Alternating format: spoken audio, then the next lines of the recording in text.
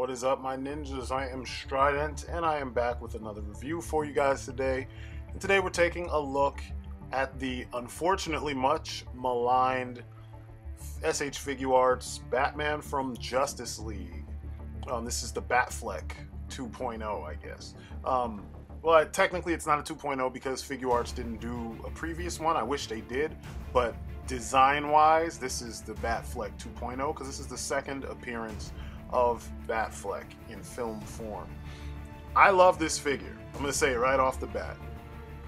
If I put more shadows and different lighting, you would have an even harder time telling from this photograph that that is not the real Batfleck. And people said this figure sucks. I'm going to get to why they say this, but I mean, look at the figure. He's pretty amazing looking. The sculpt is amazing.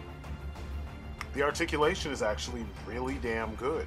But it does everything that you want from a good Batman figure, and it does even more for a film figure, even though there are some liberties that have been taken with what has been, what's the word I'm looking for? Things that have been given extra attention because, you know, certain details on him have been kind of exaggerated, you know, to be brought to light for the masses, because the way that the films are shot, you don't get to see those details because everything has been, you know, color corrected after the fact, you know. But I love this figure. You can tell from the poses in these pictures that he is extremely posable. Nothing is lacking in the posability area, but he is an unfortunate victim of internet groupthink. Something that pisses me off greatly, that we constantly have to fight with as reviewers and as collectors, because as collectors, you deal with internet groupthink shaping your idea of a thing before you get it. Whereas there aren't that many reviewers and collectors out there that don't let internet groupthink dictate to them whether or not they should buy a figure, you know?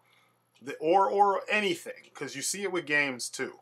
But as usual, I'm going to take the time to go over this figure, the good, the bad, the ugly, the in-between, and give you an honest appraisal of what this figure actually, you know, can and cannot do. Because, like I said, online, that is not the case. A lot of people have been conforming to what the most popular reviewers have said, and the figure's getting a shit rap, even though it deserves better. So give me a few minutes, more than a few minutes, get something to drink, something to eat, sit back and relax, and watch me work. So here we go.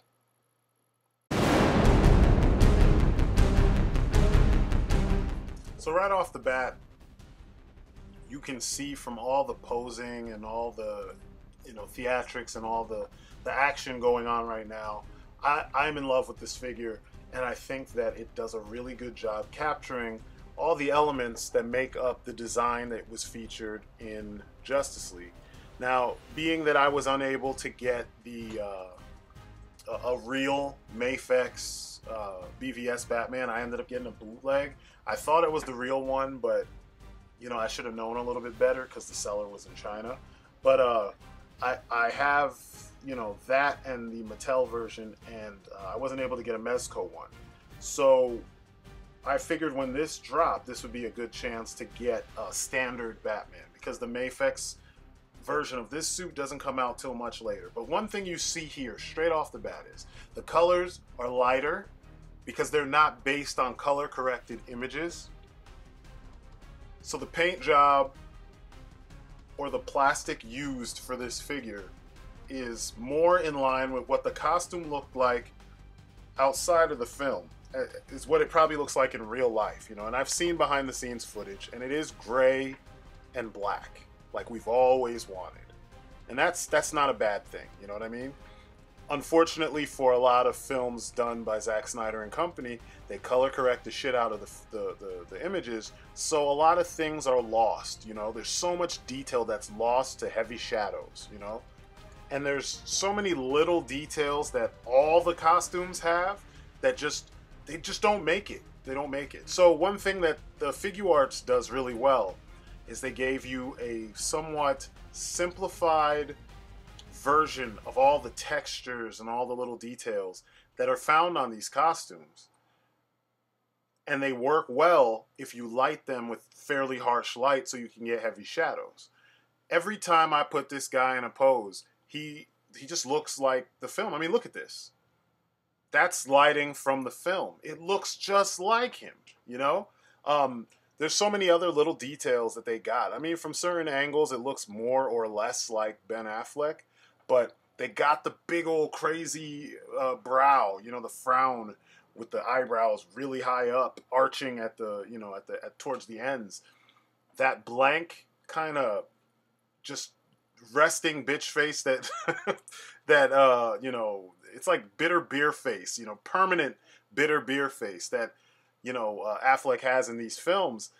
He's got it, you know what I mean? And it works. And this is what I'm looking for when I say I want the Figuarts, or I like the Figuarts over other figures that are out there. When you look at the angles of his ears or horns, even the lines of the mask, because this mask is a little bit different from the one that was in BVS. This one gives more room to his lower jaw to actually be out, or his mouth, you know, to be out. You can see the lines. They're more like what we see in the comics. The ears have extra points on the top. There are those little padded armor bits that sit on top of the original costume, you know, because the original costume was just kind of like a skin suit with the armor underneath. Well, now you have armor plating on top of the original skin suit, and it's all there, and it all looks good. The belt, the utility belt, looks great. Same one.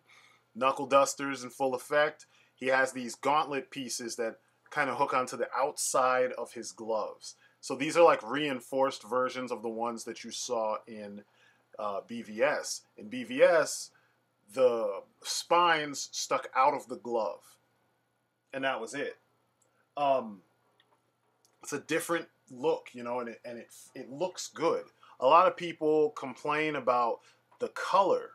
Now, in the actual, you know, finished images of the suit before it was on film, it is more of this color. They're supposed to stand out. When they do their color correction and whatnot, those details get lost. His arms are often at his sides. There's things done to make them stand out less. But it fits the motif with black and gold. You know what I mean? There's black, gold, and gray. The padding on the arms shows up. The pattern on the arms, the legs, the rest of the body, it all shows up. The boots still have the gold tips. And the patterning, which is pretty nice, you know. It's what I would have expected from a Figuarts version of the film costume. So, you know, a lot of the bitching and moaning is ignoring a lot of these kinds of details. And that's just up to the boots. Let's talk about the cape. So the cape, it's long. It's not very wide. It has pleats or seams sewn into it, so it always flows the way that you saw in the film. And that's one thing that separated this version of Batman from all the others. He never really has his cape draped over his front, because you know how all the Batman figures that I have, all the custom capes I've made, are based on the fact that in comics often and in animation, his cape often will cover his whole body, the cloak. It's like a cloak. It comes all the way around to the front. It covers even the symbol, and then it drapes and flares out at the bottom. Well, it flares out at the bottom, but this one, I guess, is following the concept of the parachute cape. I love the way the cowl sits, much like my customs, and all the details are there.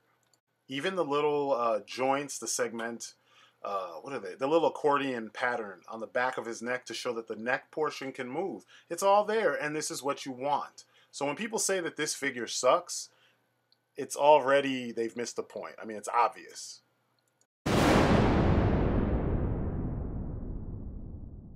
So this is the reason why people complain about this figure, is they say he's too small. People have complained too that his body looks too like chunky and broad. I mean, Affleck is built like a fucking gorilla. I mean, it's just the way it is. They bulked him up, and the man has a square frame so his body looks like a gorilla. It's the closest to Batman that we've ever had on screen, because Batman is built like a gorilla. He's got this huge upper body and these like medium-sized legs, you know what I mean? And it looks good. As you can see, that is the 1/12 Collective Superman standing next to the Figuarts Batman, and there's not a huge difference in height. Batman is slightly shorter. He's like a shoulder, you know, lower than Superman. Here he is standing next to Wonder Woman and Superman. And as you can see, he's not super small, and it doesn't look bad. Some people like me, I'm of the old school. I always pictured Superman being kind of a burly looking dude, you know, big old corn-fed dude. And I feel like if the Superman figure is taller than Batman, that's fine. Batman is supposed to look intimidating, you know, his stature and his musculature. Superman can have the height advantage. I mean, I know in the comic books it's up for debate. It depends, excuse me, on who was drawing the character at the time, but who gives a shit? You know what I mean? They look like the fucking Trinity, and it works. And being that Batman is the least special of the bunch, I don't care. Movie figures. Movie figures always are made smaller than their comic book counterparts. Let me repeat that. Movie figures are always made, typically, especially by Mattel and sometimes even by Hasbro. They're made smaller than their comic book counterparts. So remember when Mattel did the Dark Knight trilogy figures? All of them were small. They were all smaller than every comic book Batman, and I have them all. They're smaller than just about every single version of Batman. But look, here, they're perfect scale with another movie Batman. And I think that was done on purpose, because this is the way movie figures have been done. If you have any of the Movie Masters stuff, or any of the Iron Man figures, which Iron Man is a little bit different, but look at the difference in height. And you know that NECA figures are typically closer to 7-inch scale like DC Collectibles. So this height difference that people are bitching about, it's moot because they're different lines. SH Figuarts typically have their own height and their own like scale. You know what I mean? It's like a relative 6-inch scale. It's not true 6-inch scale. Which, at this point, who gives a shit? Why are we still condemning figures based on their size in relation to unrelated figure lines? That doesn't make sense. No matter what logic you want to use, it doesn't fucking make sense. But if you did want to use him with other Figuarts stuff, you wouldn't have any issues. Obviously, standing next to me, I'm a tall guy. He's going to look really short. You know what I mean? But at the same time, they're not meant really to be in that same universe. I mean, you could always do crossovers, and you know, because they're different universes, different dimensions, whatever, different figures, different styles will be bigger. You know, in that dimension, people get super ridiculously big. Heroes are bigger. In this dimension, you know, his dimension, they're more realistic in their stature. So even though he's a big dude, he's not ginormous in an unrealistic way, because they are trying to personify the more realistic end of the look and the articulation, you know, movement of the characters that are being represented. I mean, they say so on the box. So it's strange to me just to hear so many people go apeshit over the shape and size of the figure and ignore all the details. Yeah, I know he's taller than Henry Cavill in real life, but that's not the point here. The point is, compared to other Figuarts, he's still in scale. Like it or not, understand it or not, whatever. I mean, look, I'm showing you the facts. Their shoulders all sit relatively in the same place. It's when you move on to things like Marvel Legends, once again, you see that the relative scale is a little bit different. Things that, or characters that, technically should be tall or a little bit shorter. Shorter ones sometimes are taller. I picked movie figures specifically so you could see the scale. Black Panther is going to be a taller character, so he's taller. And Spider-Man is a kid, so he's going to be on the smaller side. and you can see that he is shorter. And he's like a head and shoulders shorter than Batman. So, you know, it makes sense. It's not a one-size-fits-all kind of thing. Oh, Black Panther's review is coming soon. Trust me, it's coming. But here he is compared to what I consider the definitive Joker for me. I love the Arkham games, so I always that's my go-to Joker. I love the aesthetic in Arkham. I don't know why movie producers didn't just say, we're going to rip off everything Rocksteady did.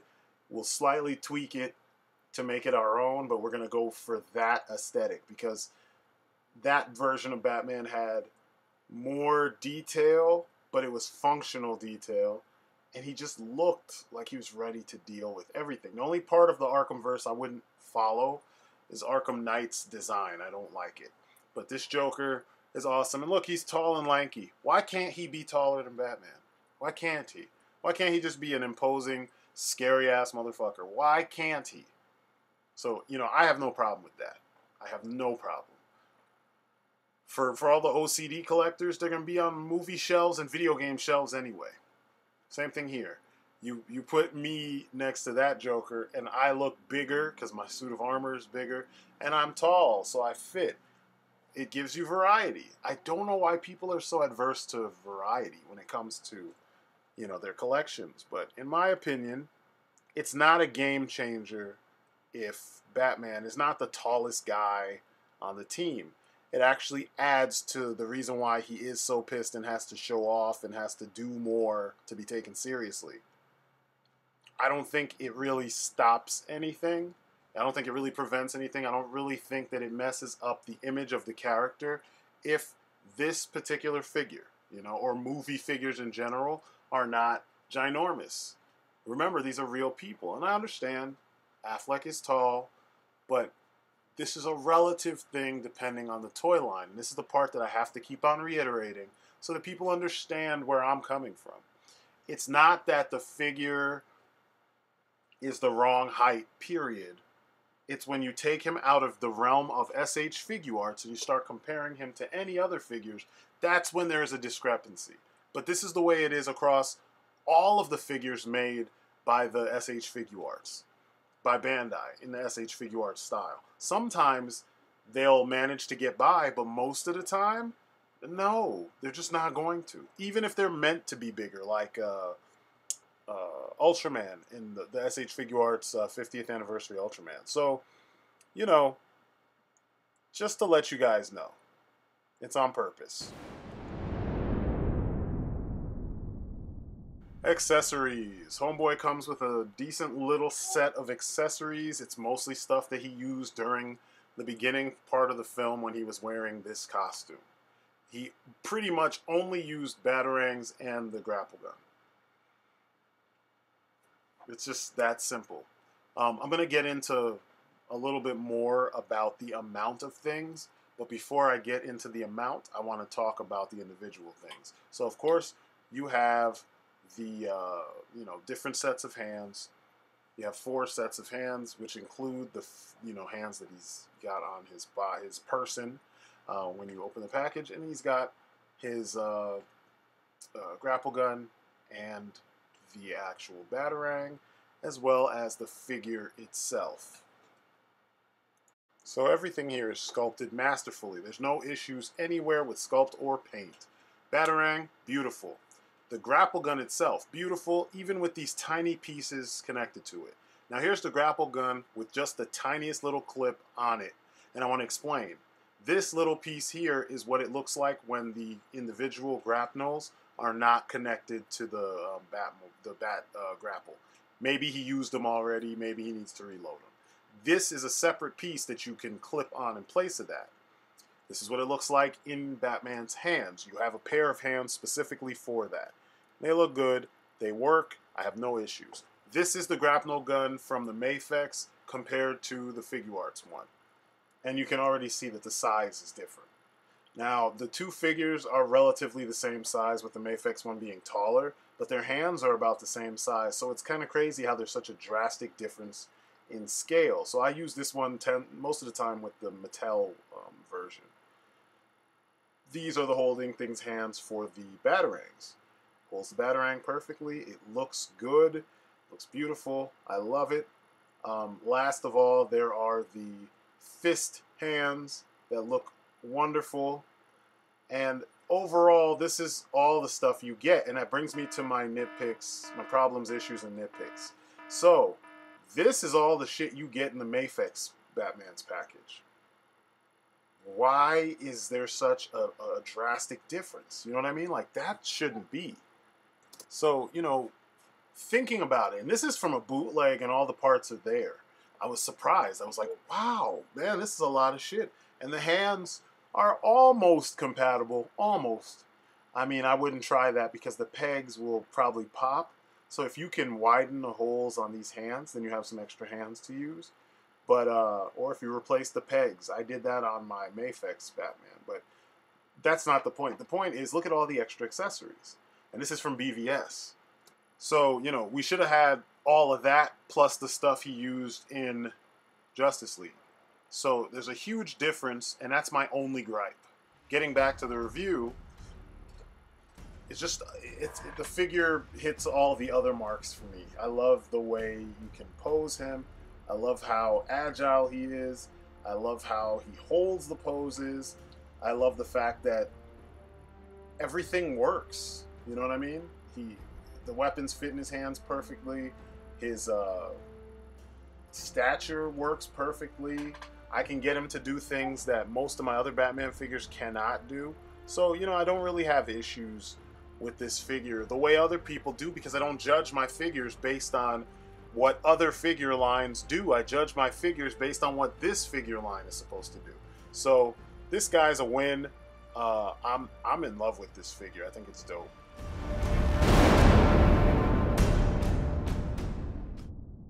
All right, Articulation. You guys know the deal. I'm not going to really spend a whole bunch of time talking about all the individual things. I will hit the points that I think are relevant. There's really not a lot he can't do. You can see he's got free neck movement. He doesn't look down very far, though. He almost is looking forward, but if you use the upper diaphragm or just his chest joint, he can look down even more, which is fine. He can look back way more, which seems to always be a case with these figures. His arms, very free in the kind of movement because you have a beautiful butterfly joint, as well as a special, you know, ball socket shoulder joint that gives you so much freedom, which is dope. This is another thing that helps add to more reasons why people dissing this figure just don't know what the fuck they're talking about. His arms just have all the range of motion necessary. You know, people bitch about the lack of a bicep swivel, but he swivels up at the shoulder just like you do, you know. His hands at the wrist, very free, up and down, in and out, twist. Same thing at the waist. A lot of reviewers said he had no waist twist. He does. It's that usual double ball socket joint at the diaphragm and at the waist. But he just doesn't really utilize it fully. The legs are free, completely free. There's no issues moving those legs around. He can kick in front of him properly, better than he did in the fucking movie. He can kick a little bit higher than that if you utilize the extra joint. Double jointed knees. He's got a thigh swivel that's up at the top of the thigh. It's kind of like a hip swivel. He's got this extra joint. They still got the pull down joint a little bit, but then at the actual hip joint, there's an extra joint. You can kind of see it move out, you know, so that you can make his legs go together if necessary to make him dive or to make him, you know, do a backflip with both legs tucked together.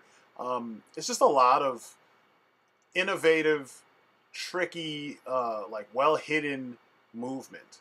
But I gotta stress the legs. Watch the legs on yours, because I'm sure there are gonna be some people who will get them and the legs will have issues, you know. Like, another thing is that if you want him to stand taller, you can pull down the legs and just have him stand up. I like to keep everything pushed together so that, you know, you don't see any gaps at all.